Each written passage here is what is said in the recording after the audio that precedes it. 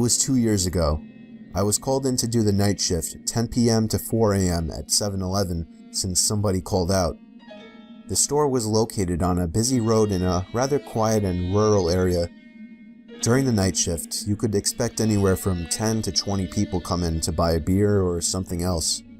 This one particular night, there was this one guy, mid-20s, that came in. He started making weird noises, like loud yelling noises.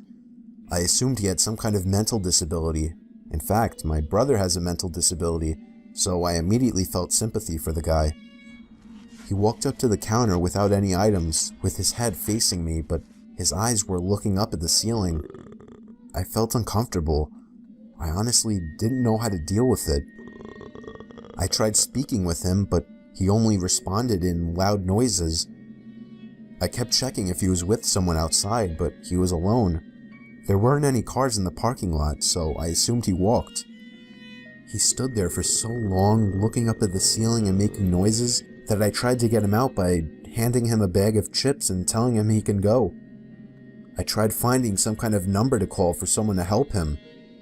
Then, out of nowhere, he finally turned around and walked out of the store.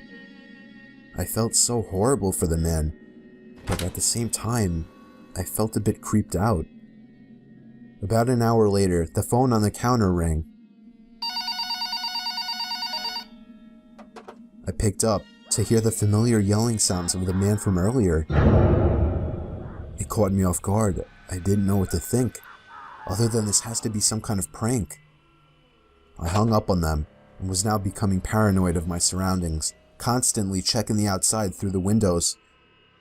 Come 4 o'clock, the person working after me came in, finally allowing for me to go home. It wasn't my problem anymore. I got home and threw all my stuff on the table, ready to get to sleep. But my phone rang within a minute after entering the door. I felt a chill run down my spine.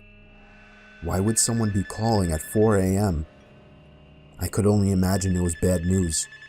I braced myself and picked up the phone to hear the man again. I felt sick to my stomach as I listened to the loud noises he made. I struggled to slam the phone to the receiver. All night I felt like I was being watched, even with all the blinds shut. And I could swear I heard strange noises coming from all over my house. I refused to get any sleep until the sun came up. Weeks passed and I had forgotten about the incident, until one day, when going into the basement for the first time in a while, I found that papers had been scattered all over the floor, and when I went into the basement closet, I found writing on the walls. 7-Eleven had been written in Sharpie on the wall, along with the address to the 7-Eleven I worked at and my house address.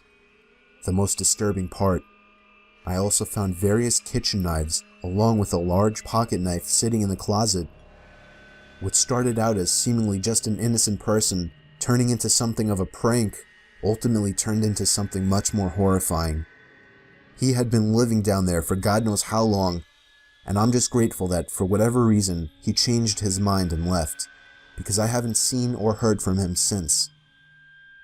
All I can say is that man is dangerously ill.